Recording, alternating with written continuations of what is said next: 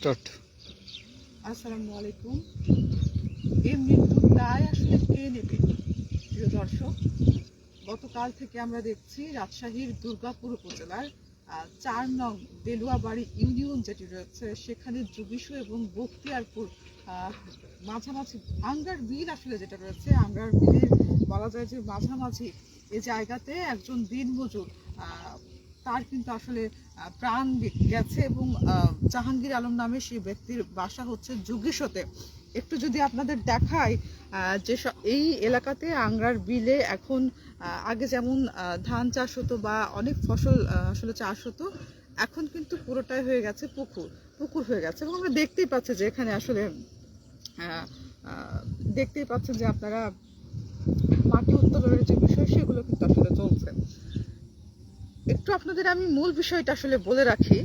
এই যে এই তারগুলো দেখতে পাচ্ছেন, দেখে নিশ্চয়ই আপনাদের আসলে মাথা কাজ করা বন্ধ করে দেবে আমার মতো, যে এত নিচ দিয়ে কেন আসলে বৈদ্যুতিক তার টানা থাকবে। মানে একটু আপনাদের দেখায়, যখন আমরা বাসা বাড়িতে বিদ্যুৎ ব্যবহার করি তখন বোর্ড থাকে, সুইচের বোর্ড থাকে, মেইন সুইচ থাকে, যে সেখানে আমরা কোনো সমস্যা হলে সুইচটাই করে দিতে পারছি, বা আরও যে বিষয়গুলো থাকে সেগুলো কিন্তু থাকে। এই তারটা আপনারা যেটা দেখতে পাচ্ছেন সেইটা কিন্তু মেইন যেই বৈদ্যুতিক তার হয়ে থাকে সেইটা। তাহলে এটা কতটা ঝুঁকিপূর্ণ! এইরকম একটা তার এইখানে টানা হয়েছে, আর সেইখানে কেবলমাত্র একটা এটাকে কি করে আসলে, এটা তো কোনোভাবে বোর্ড বলা যায় না, বোর্ড বলবো না সুইচ বলবো, আসলে মাথাতে কাজ করছে না, সাবধানে তাই বলিও না। তো এরকম একটা মেইন লাইনের সাথে কিভাবে মানে এই জিনিসটা এত নিচ দিয়ে থাকে। তো গতকাল আসলে জাহাঙ্গীর আলম নামে যে ব্যক্তি মারা গেছে, ওনার দাফন সম্পূর্ণ হয়েছে, আল্লাহ ওনাকে জান্নাতবাসী করুক, তার পরিবারের শোক কাটিয়ে তোলার সবার ধৈর্য দিক, এবং তার বাচ্চারা আছে, সেই দুটো ছোট ছোট বাচ্চার আসলে কি হবে। যদিও আমরা জেনেছি যে এই পুকুরের যিনি আসলে মালিক ডাক্তার শরীফ, তিনি ক্ষতিপূরণ আসলে দিতে চেয়েছেন যেই পরিবারে আসলে জাহাঙ্গীর আলমের পরিবারকে। তো এখন যে ব্যক্তি মারা গেছে তিনি তো আর ফিরে আসবে না, বাচ্চারা যারা রয়েছে তাদের ভবিষ্যতের কথা চিন্তা করে কিছুটা খুবই সামান্য ক্ষতিপূরণ আসলে তিনি দিতে পেরেছেন। বাট তার সাথে আসলে আমরা এখানে এই এলাকাতেই আসলে রয়েছি, এবং এই এলাকাতেই যেহেতু আসলে আমার বাসা, আমি কাল থেকে এসেছি, আমি ওনার দেখা পাইনি, এবং সেই সাথে ওইটুকুই আমাদের কাছে আপডেট আছে যে বাচ্চাদের জন্য আসলে যে জরিমানাটা খুবই সামান্য পরিমাণ দিতে চেয়েছে। আচ্ছা, সেই বিষয়ে তাদের বিষয়ে আমি বাদ দিলাম, হচ্ছে সেই বিষয়টা ঘটে গেছে। এখন আর যাতে কোনো শ্রমিক এই এলাকাতে, যেহেতু একের পর একের দিঘি, এবং এখানে আসলে এই এলাকার যে সমস্ত লোকেরা আছে মৎস্য চাষ এবং পান চাষের সাথে যুক্ত, যারা মৎস্য চাষের সাথে যুক্ত, অনেক শ্রমিকের প্রয়োজন হয়। এই এলাকার অনেক মানুষ এবং আশপাশের অনেক মানুষ কিন্তু এখানে দিনমজুর হিসেবে কাজ করে।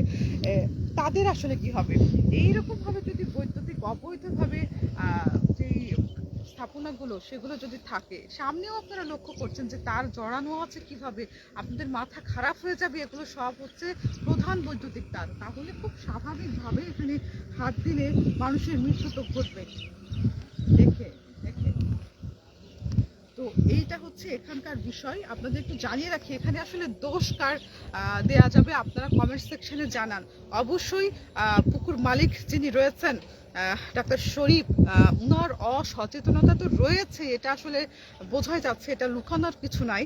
অবশ্যই ওনাকে সচেতন হতে হবে। আমি জানি না বিষয়টা আইনের পর্যায়ে যাবে কিনা, পরিবার কি করছে।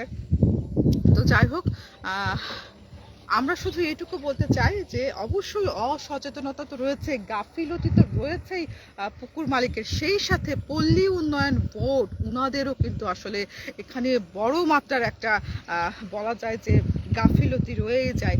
আমরা কিন্তু এইটুকু অনেকেই এখন জানি, বা সবাই জানা কম বেশি, যে এখন অনলাইনেও আসলে বিদ্যুতের জন্য আবেদন করা যায়, লাইনের জন্য।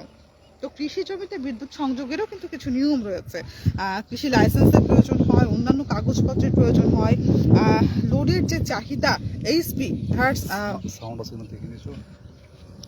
হার্স পাওয়ার যেটি, তো এগুলোর কিন্তু আসলে প্রয়োজন হয়, অনুমোদনের প্রয়োজন হয়। এখন এই জায়গায় সাউন্ড আছে চেক করো আগে। দর্শক, আমরা একটু জানতে চাই আপনাদের কাছ থেকে যে আমাদের ঠিকঠাক দেখা এবং শোনা যাচ্ছে কিনা। যেহেতু আমরা অনেকটা আসলে বলে ফেলেছি, আমরা আরও কিছু তথ্য আপনাদের দিতে চাই। আমি আশা করছি থাকবেন এবং অবশ্যই আপনাদের মতামত জানাবেন। এখানে আমরা কাউকে দোষারোপ করতে আসিনি, আমরা সচেতনতার বার্তা দিতে এসেছি। কেননা এই এলাকাতে অসংখ্য মানুষের পুকুর রয়েছে যারা অবৈধভাবে বৈদ্যুতিক তার টেনে এই লোকগুলোকে, শ্রমিকগুলোকে মৃত্যুর দিকে ঠেলে দিচ্ছেন, তাদেরই আসলে সচেতন করা। সো অবশ্যই একটু কমেন্ট সেকশনে জানাতে থাকুন, আমরা একটু চেক করি যে আমাদের ঠিকঠাক দেখা এবং শোনা যাচ্ছে কিনা। যারা এখনো রাজশাহী প্রেসে ফলো দেন নাই, অবশ্যই রাজশাহী সর্বশেষ আপডেট পেতে রাজশাহী প্রেসে ফলো দিবেন বলে আশা রাখছি।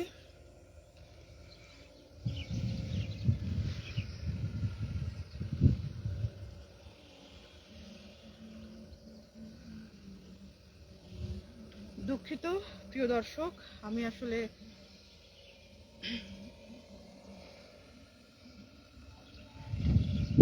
বিষয়টি আসলে চেক করছি বিধায় কিছুটা হয়তো শুনতে পাচ্ছেন না আমাদের।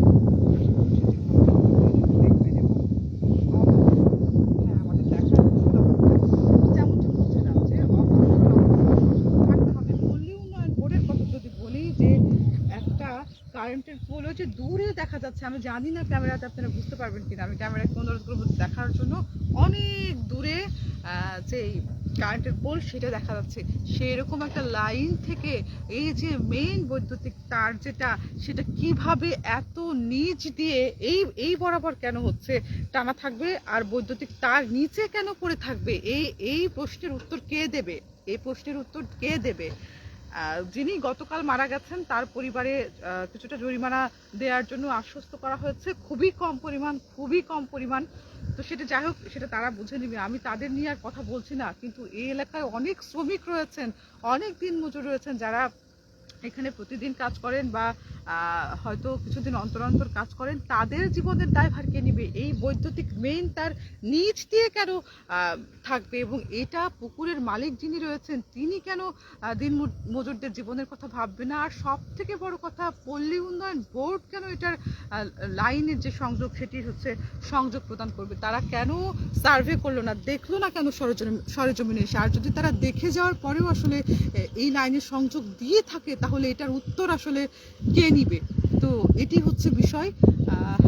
একটু যদি আপনাদের দেখায়, আশেপাশের এলাকা যদি দেখায়, আমরা দেখাতে এসেছি আপনাদের গতকালের যে আসলে মর্মান্তিক ঘটনা, একটি প্রাণ আসলে মাত্র 38 বছর বয়সে ঝরে গেল, এবং দুটি ছেলে সন্তান, খুবই অল্প বয়স তাদের, একটার বয়স মেবি 3-4 বছর, আর একটা হয়তো 5-6 বছর এরকম হবে, তার ছোটও হতে পারে। তো এটি অল্প বয়সী একজন স্ত্রী রেখে গেছেন, তাদের ভবিষ্যৎ এখন আসলে কি হবে, এগুলো নিয়ে কে কথা বলবে?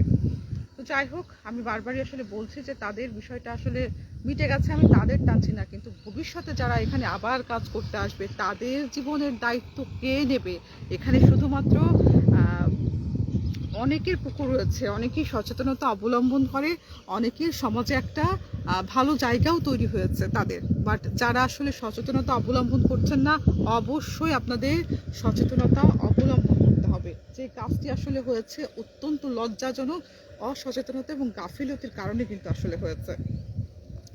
এবং এইটাতে পল্লী উন্নয়ন বোর্ডের যারা রয়েছেন, ঊর্ধ্বতন যদি কেউ থেকে থাকেন, তাহলে তারা অবশ্যই পল্লী উন্নয়ন বোর্ডের কি গাফিলতি বা এই যে বিষয়গুলো আপনারা দেখবেন বলে আমরা আশা করছি। তো যেমনটি বলছিলাম, গতকালের ঘটনার একটু সূত্রপাত যদি বলি, অনেকে জানেন না, তাদের একটু বলি। এই যে পুকুর দেখা যাচ্ছে, এই পুকুর থেকে আমার হাতের ডান সাইডে যে পুকুর দেখা যাচ্ছে, সেই পুকুর থেকে এই যে বিপরীত পাশে যে পুকুরটা রয়েছে, এই যে পাইপ দেখতে পাচ্ছেন, এইটা দিয়ে কিন্তু মোটরের মাধ্যমে, পাইপের মাধ্যমে এক পুকুর থেকে আরেক পুকুরে পানি পার করা হচ্ছিল।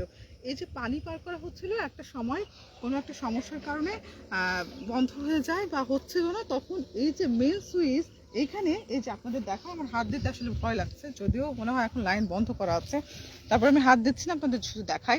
এই যে এইটা হচ্ছে এখানে সেট যখন করতে যাবে কোন মানুষের প্রাণ বাঁচবে? কারণ এটা তো প্রধান বৈদ্যুতিক লাইন, বোঝাই তো যাচ্ছে।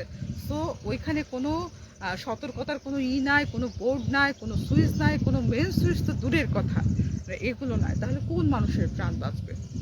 মানে এটা তো মৃত্যু ফাঁদ, এটা তো মৃত্যু ফাঁদ, এটা তো বোঝাই যাচ্ছে। তো এইটি হচ্ছে বিষয়। এই কাজ করতে এসে যিনি দিনমজুর জাহাঙ্গীর আলম, তার কিন্তু এখানে মর্মান্তিক মৃত্যু হয়েছে এবং এই পাড়েই কিন্তু আসলে তিনি পড়েছিলেন এবং আমরা আরও জেনেছি যে প্রায় ৩-৪ ঘন্টা কিন্তু এখানে তিনি আসলে পড়েছিলেন, ভয়ে কেউ হাত দিচ্ছিল না। এটাই হচ্ছে বিষয় এবং এই ঘটনার পরে দুর্গাপুর থানা পুলিশ তারা কিন্তু বিষয়টি এসে দেখে গেছে এবং সেই সাথে বারবারই বলছে যে যারা এটার যার পুকুর আসলে তিনি জাহাঙ্গীর আলমের পরিবারকে সন্তানদের জন্য আসলে কিছুটা জরিমানা দিতে চেয়েছেন। তবে আইনি কোনো ব্যবস্থার এখন পর্যন্ত আমরা আপডেট পাইনি। একটি দুর্গাপুর থানার অফিসার ইনচার্জ ওসি পঞ্চনন্দ সরকারের কথা সাথে বলে তিনি কিন্তু বলেছিলেন যে ঘটনাস্থল থেকে দিনমজুর জাহাঙ্গীর আলমের মরদেহ উদ্ধার করা হয়েছে এবং পরিবারের লোকজন লিখিত কোনো অভিযোগ দিলে প্রয়োজনীয় আইনগত ব্যবস্থা নেওয়া হবে। তো সেটি আমরাও এখনো শুনিনি যে আইনগত ব্যবস্থা হবে। আমরা শুনেছি যে আসলে বিষয়টি কথা বলে ঠিক করে নেওয়া হয়েছে আর কি।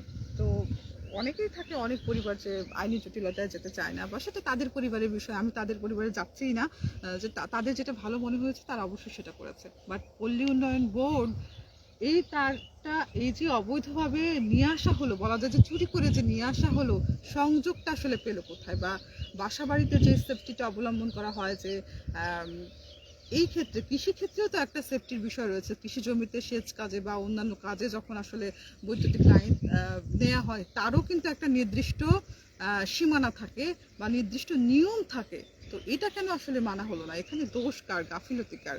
সো আমি অবশ্যই যারা এই অবৈধভাবে পানি সেচের কাজ করে থাকেন এই পুকুরের জন্য বা যে কোনো কাজে, আমি অবশ্যই বলবো এই এলাকায় যারা রয়েছেন নিজেদের এলাকার আসলে মানুষের সেফটির কথা অবশ্যই আপনাদের ভাবা উচিত। অবশ্যই যারা এখনো যাদের পুকুরে কোনো দুর্ঘটনা ঘটেনি, ঘটনা ঘটার আগে আপনারা সচেতন হবেন বলে আশা রাখছি। এবং যেমনটি বলছিলাম, আমি জানি না এখান থেকে যদি আপনাদের দেখায় বেশ খানিকটা আসলে দূরে, ক্যামেরাতে আসলে বোঝা যাবে না এত দূরে, ডিপ বলা হয় পানি সেচের যে আসলে পানি নেওয়ার যে গভীরই থাকে। তো ওই যে দেখা যাচ্ছে সেখানে কিন্তু যে ব্যক্তিটা কালকে মারা গেছে ওনার বাসা, এবং অনেকটা দূরে, অনেকটা পথ আসলে আমাদের মেন রাস্তা থেকে ভেতর দিকে বিলের মধ্যে দিয়ে দিঘির পাড় দিয়ে আমাদের প্রায় অনেক জায়গায় কিন্তু ভাঙা রাস্তা, বাঁশের ছোট্ট একটা পারাপারের একটা টাইপেরও রয়েছে, কি বলা যায় এটাকে, পারাপারের জন্য আসলে সেতু তো বলা যায় না, ওই বাঁশ দিয়ে আসলে রাস্তা করা আছে এপাশ থেকে ওই পাশে পারাপারের জন্য। তো এরকম রাস্তা ভেঙে প্রায় কিন্তু আমাদের ওই জায়গা থেকে 2.5 কিলোমিটার তো হবে বা বেশিও হতে পারে, এইখানটাতে আসলে আসতে হয়েছে। তো এইটা বিষয় অবশ্যই যারা দেখছেন আপনাদের মতামত জানাবেন, এবং সেই সাথে পল্লী উন্নয়ন বোর্ড এবং সেই সাথে আরও যে বিষয়গুলো আসলে জড়িয়ে রয়েছে ঊর্ধ্বতন যারা দেখছেন অবশ্যই এগুলোতে আপনারা নজর দেবেন ভবিষ্যতে বলে আশা রাখছি। এবং সেই সাথে আর যাতে কোনো দিনমজুরের, আর যাতে কোনো শ্রমিকের নিজের জীবিকা নির্বাহের জন্য কাজে এসে, পরিবারের জন্য কাজে এসে যাতে এইভাবে অকালে আসলে চলে যেতে না হয়। ওই এলাকায় আসলে শোকের যে মাতম সেটি তো আমরা বুঝতেই পারছি। তো আবারও বলছি যে শোক সন্তপ্ত যে পরিবার রয়েছে তার শোক তাড়াতাড়ি তাদের ধৈর্য দিক আল্লাহ, এটি আমাদের চাওয়া। এবং অবশ্যই সচেতন হবেন। এই এলাকায় অনেক অনেক অনেক পুকুর রয়েছে, হাজার হাজার পুকুর রয়েছে, দিঘি রয়েছে, যারা এই অবৈধভাবে কাজ করছেন অবশ্যই আপনারা সচেতন হবেন এবং মানুষদের যে প্রাণ এগুলো ঝুঁকিতে রাখবেন না। এটি ছিল বলার। ভালো থাকবেন, সুস্থ থাকবেন। রাজশাহীর শহর এবং রাজশাহীর যে কোনো জায়গার সর্বশেষ আপডেট পেতে রাজশাহী প্রেসের সাথে। ধন্যবাদ।